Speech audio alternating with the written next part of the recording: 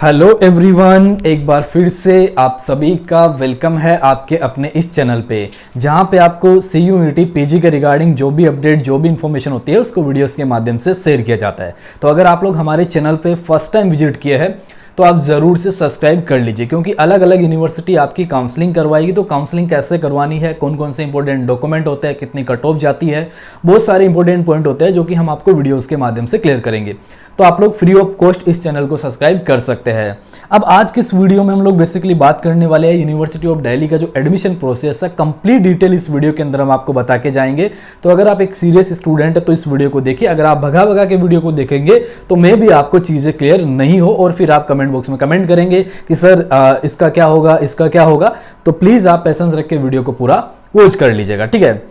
तो after CUET आपका जो यहाँ पर होता है सिस्टम, वो क्या रहता है। आपने CUET PG का एग्जाम दे दिया, अब आपको यूनिवर्सिटी ऑफ दिल्ली की जो वेबसाइट है उस पर उनके एक अलग पोर्टल पे यहाँ पर काउंसलिंग करवानी होगी। काउंसलिंग कब स्टार्ट होगी, अभी स्टार्ट नहीं हुई है, अभी आपका टाइम है। अभी आपकी आंसर की आएगी, उसके बाद फाइनल आंसर की, फिर स्कोर कार्ड आएगा, देन फिर जो है इनका अलग से एक और इंफॉर्मेशन बुलेटिन आता है, उसमें चीज़ें और आपको क्लियर करी जाती है, ठीक है। तो वो अलग से होगा, वो मैं आपको बताऊंगा। बस इतना अभी बता सकता हूं कि आपको अगर यूनिवर्सिटी ऑफ दिल्ली में एडमिशन लेना है तो आपको इनकी वेबसाइट पे जाके काउंसलिंग करवानी होगी। वो कैसे करवानी होगी, जब सिस्टम इनका ऑन होगा तो हम आपको वीडियो के थ्रू बता देंगे, क्लियर।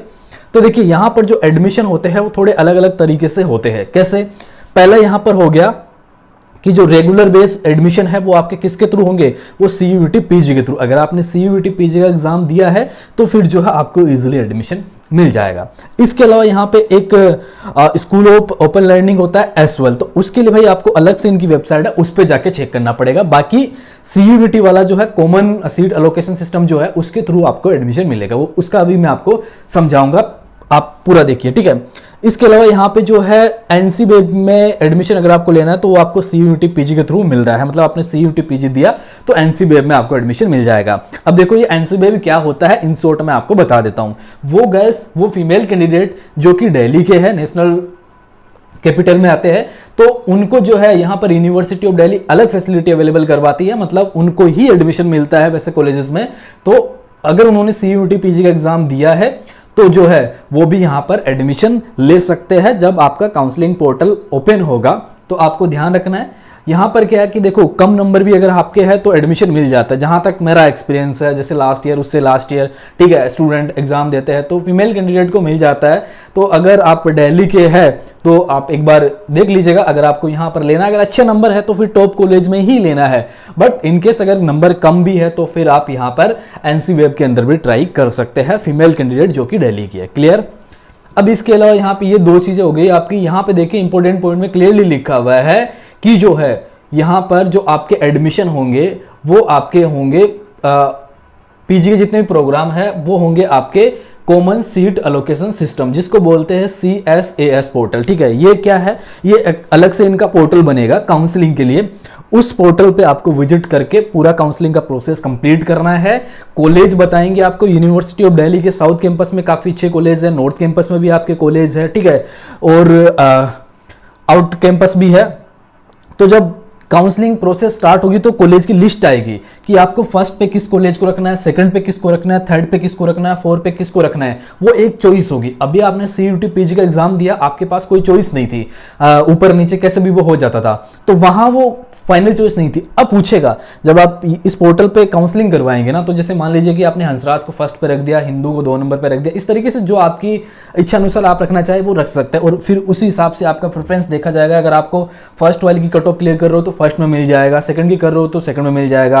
और मान लीजिए आपको 5 नंबर का कॉलेज मिल गया, तो अगर आप चाहते हो कि जो है आपको 2 नंबर 3 नंबर वाला मिले तो आप फिर जो है उसमें अपग्रेड के लिए डाल सकते हो। खैर ये चीज़ें मैं बताऊंगा जब काउंसलिंग आपकी चलेगी। अभी फिलहाल मैं मोटा माटी आपको थोड़ा बता देता हूं कि इसी पोर्टल पे सारा प्रोसेस आपका डन होगा, तो इस पे आपको करना होगा, क्लियर।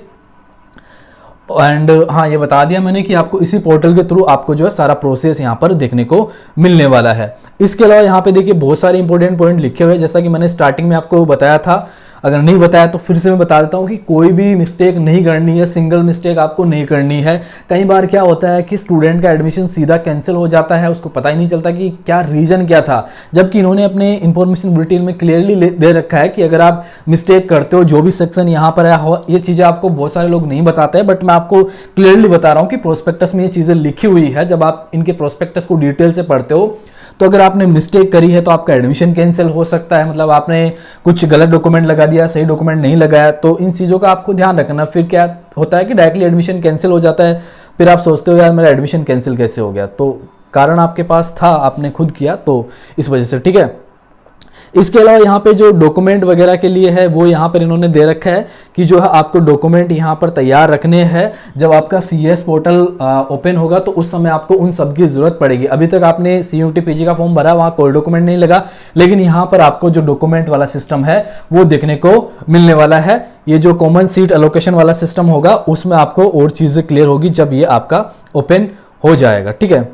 देखिए यहाँ पे ये सारा कुछ लिखा हुआ है, देखिए ये वाला पॉइंट आपको मिल जाएगा, SC ST OBC EWS PWD, ठीक है। इन सब कैंडिडेट के पास अपना जो सर्टिफिकेट है वो होना चाहिए प्रॉपर डेट के अकॉर्डिंग, एंड उसमें आपका नेम वगैरह सही मैच खाना चाहिए। ऐसा नहीं है कि आपकी मार्कशीट वगैरह में कुछ अलग नाम है, CUET PG वाले फॉर्म में अलग नाम है और आप ये सर्टिफिकेट बनवा रहे हो उसमें कोई अलग नाम लिख दे रहे हो तो दिक्कत हो जाता है। क्लियरली लिखा हुआ है तो सही से ही आप इसको बनाना, नेम वगैरह सब कुछ सही आपका होना चाहिए, ओके।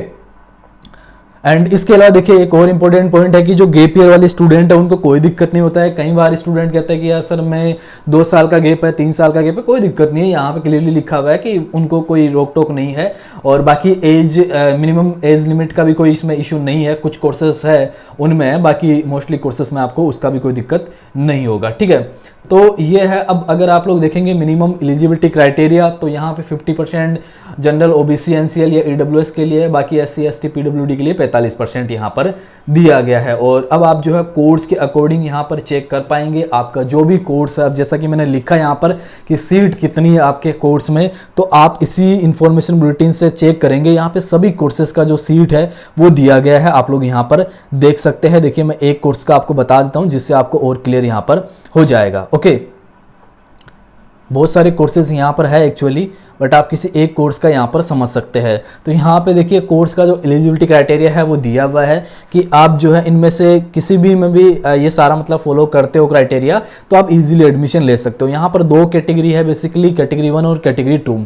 ये होती है एक तो वो स्टूडेंट जो कि यूनिवर्सिटी ऑफ दिल्ली के पहले से स्टूडेंट होते हैं जिन्होंने ऑनर्स वगैरह किया है या प्रोग्राम ऑनर्स किया है, और दूसरे जो स्टूडेंट है वो है जो कि यूनिवर्सिटी ऑफ दिल्ली के नहीं होते, तो उनके लिए अलग सीट है और इनके लिए अलग सीट है। जैसे पहले क्या होता था 50% सीटें उन स्टूडेंट के लिए होती थी जो कि यूनिवर्सिटी ऑफ दिल्ली के थे, उनको सीधा एडमिशन मिल जाता था, एग्जाम वगैरह नहीं देना होता था। लेकिन आज के टाइम में उनको एग्जाम देना होता है, सीट तो रहती है उनके लिए बट एग्जाम देना होता है, तो उनको उन सीटों पर एडमिशन मिल जाता है, मतलब उनका एडमिशन थोड़ा ईजी हो जाता है अगर शॉर्ट में बोलूं तो, ठीक है।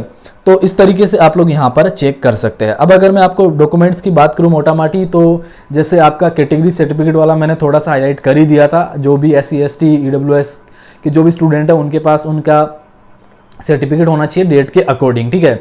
इसके अलावा जैसे आपका 10th का मार्कशीट, 12th का मार्कशीट, ग्रेजुएशन का मार्कशीट ये आपका लगेगा। एंड माइग्रेशन की अभी एग्जाम काउंसलिंग के टाइम अगर नहीं है तो कोई दिक्कत नहीं, एफिडेविट लग जाता है उसके लिए। या फिर आपका जैसे रिजल्ट नहीं आया, तो लास्ट ईयर भी यूनिवर्सिटी ऑफ दिल्ली ने किया था कि जितने सेमेस्टर तक का आपका रिजल्ट आया उतना आप अपलोड कर दीजिए। जैसे मान लीजिए कि आपका 6 AM का नहीं आया, 5 तक आ रखा है, तो आप 5 तक अपलोड कर सकते हैं। लास्ट ईयर इस तरीके का सिस्टम रखा था। तो वो स्टूडेंट पैनिक ना करें जिनका अभी फाइनल ईयर का रिजल्ट नहीं आया, कोई दिक्कत नहीं है, जितना ये लोग बोलेंगे उतना आपको अपलोड कर देना है। एंड इसके अलावा ज़्यादा डॉक्यूमेंट की ज़रूरत नहीं होती है, बाकी नॉर्मली जो आपने फोटो सिग्नेचर वो होती है ज़रूरत। एंड कुछ डॉक्यूमेंट में जैसे वेरीफाई आधार वगैरह तो वो आपके पास है ही, तो हो जाएगा, कोई दिक्कत नहीं है। तो ये कंप्लीट प्रोसेस था आपका यूनिवर्सिटी ऑफ दिल्ली का, जो कि मैंने आपको इस वीडियो में क्लियर किया। एंड बाकी जब कॉमन सीट एलोकेशन वाला सिस्टम ऑन हो जाएगा इनका, तो हम वीडियो बना के आपको और जो है बताएंगे, कोई दिक्कत नहीं है। अब इसके अलावा अगर आपको किसी भी यूनिवर्सिटी का चाहिए कि सर इस यूनिवर्सिटी पे आप वीडियो बना दीजिए इस कोर्स पे, तो हम लोग ट्राई करेंगे। आप लोग कमेंट बॉक्स में कमेंट करके बता सकते हैं कि आपको किस टॉपिक पे नीड है तो हम लोग उस पर वीडियो ज़रूर लेके आएंगे। ओके, ये भी लास्ट टाइम जो है स्टूडेंट ने कमेंट किया था, तो हमने फिर कंप्लीट वीडियो आपके सामने रख दिया यूनिवर्सिटी ऑफ दिल्ली का। होपफुली ये आप लोगों के लिए यूज़फुल रहा होगा। तो वीडियो को ज़रूर लाइक करिए, चैनल पर नए हैं तो सब्सक्राइब कर लीजिए ताकि और भी जो वीडियोज़ है आप तक पहुँच सके। सो इस वीडियो में इतना ही। वीडियो देखने के लिए आप सभी का शुक्रिया। बाकी हंसते रहिए, मुस्कुराते रहिए। होपफुली आपका एडमिशन ज़रूर होगा गाइज़।